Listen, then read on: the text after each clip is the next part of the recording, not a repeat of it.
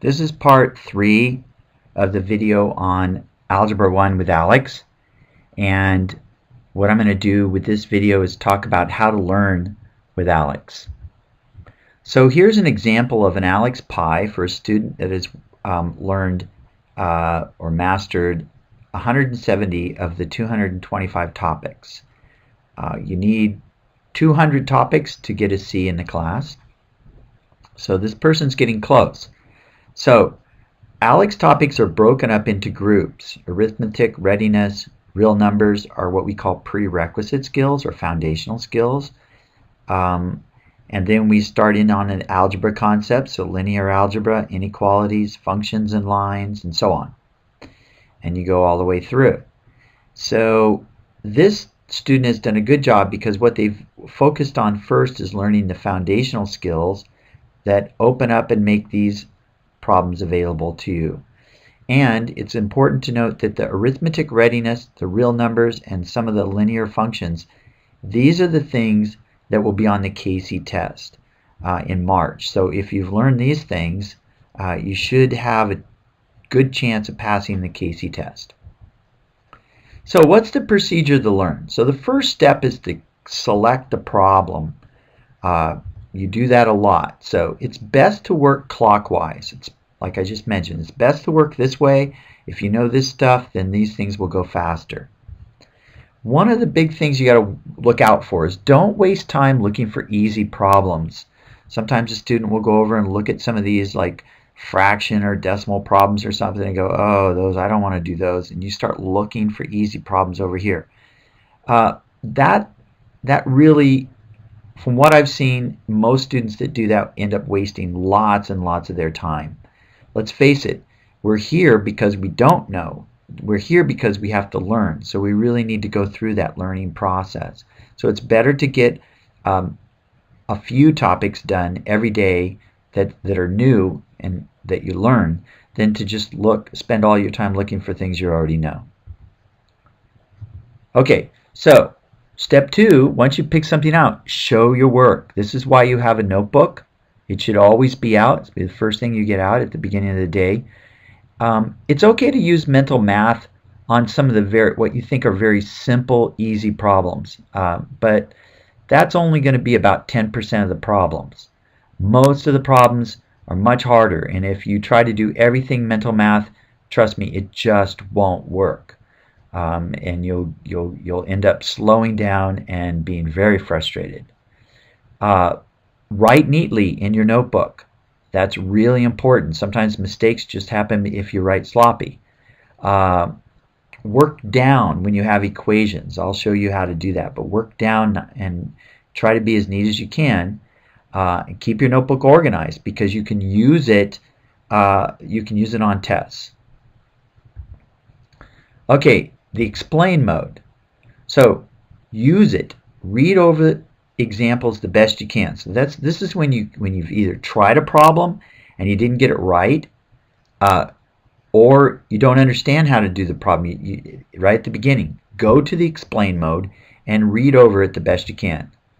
Compare, if you tried doing the problem, compare how you did the problem with the explain mode. See where the difference is. Maybe you can find your mistake on your own. Take some notes if you want, so you can copy stuff down from the explain mode. I'm not sure you should spend lots of time doing that, but copy down the important things if you think it'll be useful to you. If you get it, in other words, if you understand the explain mode, then go back and practice and try again. This is the best way to work. The students that use the explain mode, learn how to read the symbols and all that stuff, they're the ones that do the best at ALEKS and make good progress. Okay? If you don't understand the example, that's okay too. That's most of us, by the way. So raise your hand to get help or watch a video. And that's what I'm going to explain now. So ask for help. Raise your hand and be patient. Okay? While you're waiting for help is not a time to talk. It doesn't mean it's okay to talk because you're waiting for help. If you're talking to somebody else, then you're wasting their time. You're interrupting them. okay? And you have something to do. While you're waiting, check over your work. Sometimes you'll be able to find your problem, the problem or the mistake you made on your own. And again, if you can do that, that's more powerful. Continue reading the explain example so that you have a specific question. It's really not a good idea to just wait for the teacher to come or the tutor and say, how do you do this? I don't get it. You really should have some specific questions.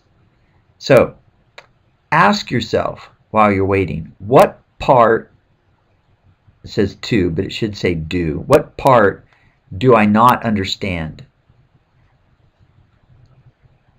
Or ask yourself, like, is it the symbols? A lot of times there's a lot of symbols in math, and sometimes we don't know what the symbols mean. So if there's a symbol you don't get, be prepared to ask that, because that might unlock the problem for you if you just know what the symbols mean. Same with words. There might be a couple words in the instructions, in the original problem, or in the help, and you don't know what they mean. But as soon as somebody tells you, then you go, oh, I get it. This is easy. So again, we're just trying to unlock whatever it is that's preventing you from learning. What steps are confusing? Sometimes tutors and teachers show you how to do the problems different than ALEKS does. And sometimes ALEKS might jump over a step, and you need help with that. So find where that is and then be prepared to ask. And finally, think about concepts. What is there some kind of concept that's being talked about that you just don't understand? When you get help, so when the helper comes, either a teacher or a tutor arrives, let them look over your work. Don't be afraid to show them your work. Sometimes they can look at it and just see one little tiny mistake, and then what we prove is we prove that you really know how to do the problem.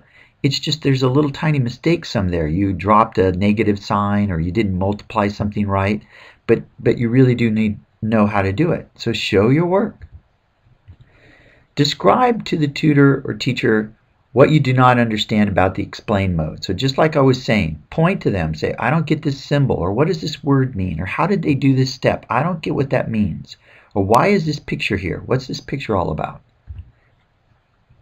If a helper, if they show you an example, it's important to listen while they're doing it and ask questions.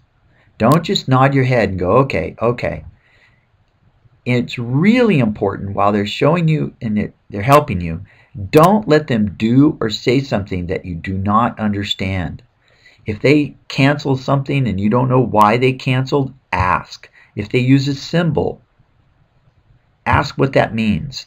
Stop them right there. This is okay. We know we don't understand everything, so it's okay to ask questions.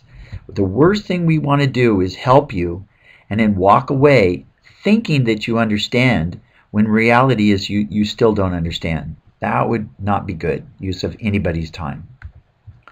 So once you've gotten some help, once the tutor's shown you how to do it or modeled one, then practice while the tutor's there helping you, kind of guiding you along. So get one topic that way. Then the next one, try to do it by yourself, but while the tutor's still there, or the helper is still there, okay? Just have them watch what you're doing, maybe make little hints, but try to do it on your own. And then finally, for the last problems, do them on your own. Have the tutor or teacher leave, because if you can do them on your own, then you know when the test comes, you're going to be able to get them right. Okay, an alternative to that process is to watch a video. Okay, this is a good option when it seems like the teacher and the tutors are all busy, or they'll come around, but they still are helping other people, and it's just you don't get enough attention, and you want to go faster. So try watching a video. Some students find that watching the videos are a more relaxing way to learn. They like it. They put on their headphones. They kind of focus in, chill out a little bit. They also like the fact that you can grab the slider and play and move the video back and play it over again, so they can, if you miss something, they can go back and see what happened. When you're watching a video, Oh, so each ALEKS topic has a video link. All you have to do is go to the explain mode. So pick a problem, go to the explain mode, and then on the right side you'll see a box that says teacher resource. Click on that and you'll get the video. You'll need earphones or headphones. You can't play it out loud in the class. Some headphones are available in the class. Take notes if you want.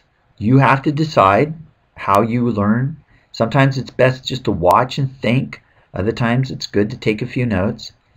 And remember, you can always raise your hand and ask a question about the video. Okay, just stop the video and say, hey, I don't get this. You know, the video went too fast for me. That's fair. That's okay. Okay, just one more suggestion here. Let's say you've been working for quite a while, you've got a few topics done, and then you notice there's only 10-15 minutes left in the class. This is a good time to ask for help. In other words, there may not be time to learn a new topic that's real challenging. It takes a little time and a lot of writing and stuff.